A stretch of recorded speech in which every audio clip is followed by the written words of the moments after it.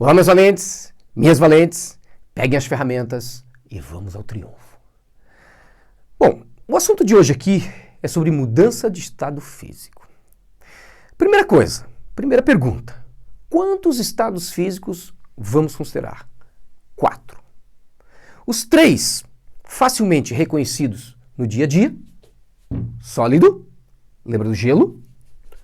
Líquido, água líquida que você bebe, e gasoso, a água que vaporiza quando alguém está cozinhando, você observando isso no fogão, ok? Então, pensa numa água fervendo e aquele vaporzinho.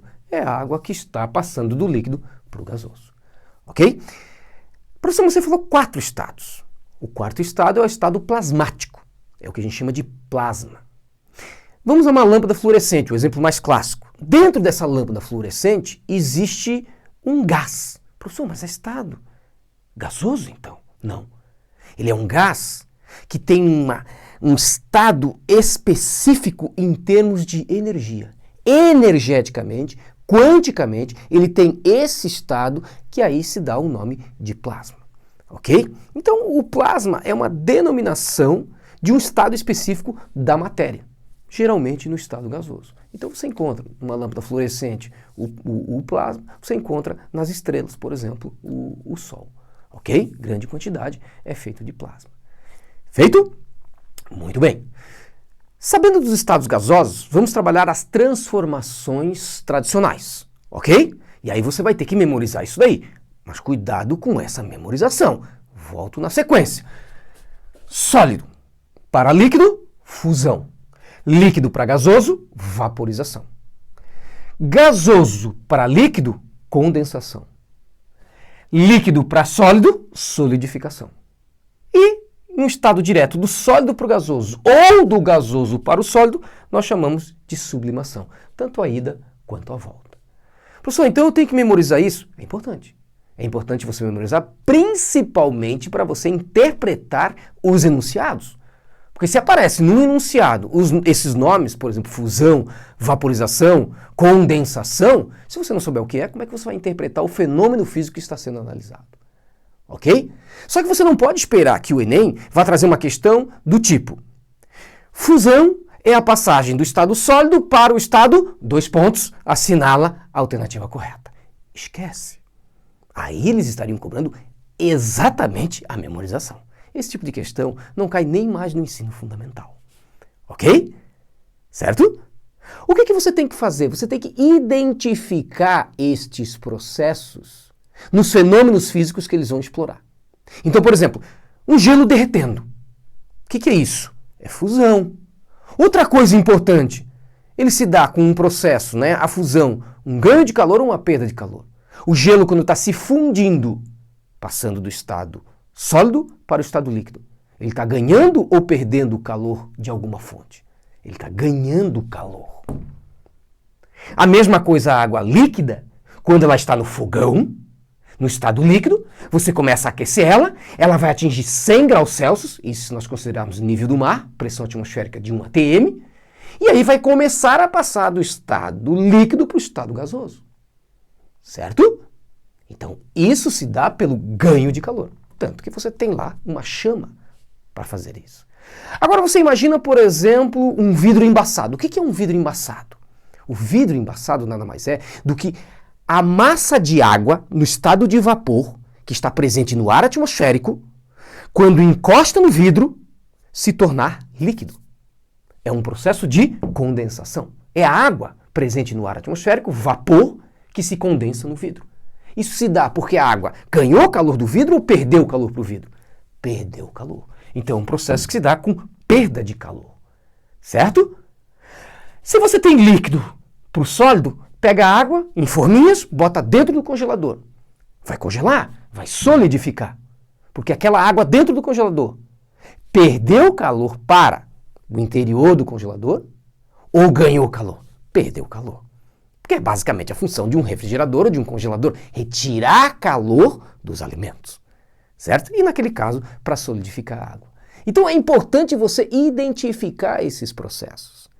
E identificar que fusão, vaporização se dão com ganho de calor. Condensação e solidificação se dão com o quê? Com perda de calor. E a sublimação depende. Por exemplo, naftalina indo do sólido para o gasoso, que é o que ocorre, o processo direto. O que acontece?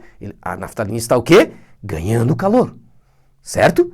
E o contrário estaria perdendo calor, certo? Então, essa identificação é importante. Outro detalhe importante, que aí fica lá atrás no conhecimento de calorimetria, que tem a ver com calor sensível e calor latente. Calor é energia, energia em trânsito. Só que é uma energia que tem funções diferentes e aí recebe denominações diferentes. Como que a gente diferencia isso? Presta atenção. Imagina aqui que eu peguei uma estrutura, né? Uma estrutura molecular de um objeto. Pode ser sólido, líquido, gasoso, o que for, não me interessa. Eu só quero demonstrar para vocês que eu tenho aqui as moléculas nas arestas desse cubo, certo? E tenho a ligação entre as moléculas, certo? Estas moléculas, elas vibram. Isso tem a ver com temperatura. Temperatura nada mais é do que uma medida indireta da vibração molecular. Ok? Perfeito? Preste atenção que esse corpo, essa estrutura molecular, pode ganhar energia, ganhar calor, para modificar a vibração molecular ou para quebrar a ligação molecular. E é aí que surgem as denominações diferentes. O calor sensível, Q igual a mc ΔT, o Q macete, ele serve para quê? Para modificar a vibração molecular. Então, variar a temperatura. Por isso que você tem massa, calor específico e variação de temperatura. Já o calor latente é o calor, a energia que não vai atuar na vibração molecular. Vai quebrar a ligação molecular e promover a mudança de estado. Q igual a ml, massa, calor latente. Tem ΔT aqui? Tem variação de temperatura ou tem alguma coisa a ver com temperatura nesta equação? Não, porque o calor latente apenas muda o estado físico da matéria. E aí um detalhe importante, quando a matéria, substâncias puras, estão mudando de estado físico, elas mantêm a temperatura constante. Ou seja, toda a energia que ela está ganhando é para quebrar as moléculas e transformar a substância de um estado físico para outro.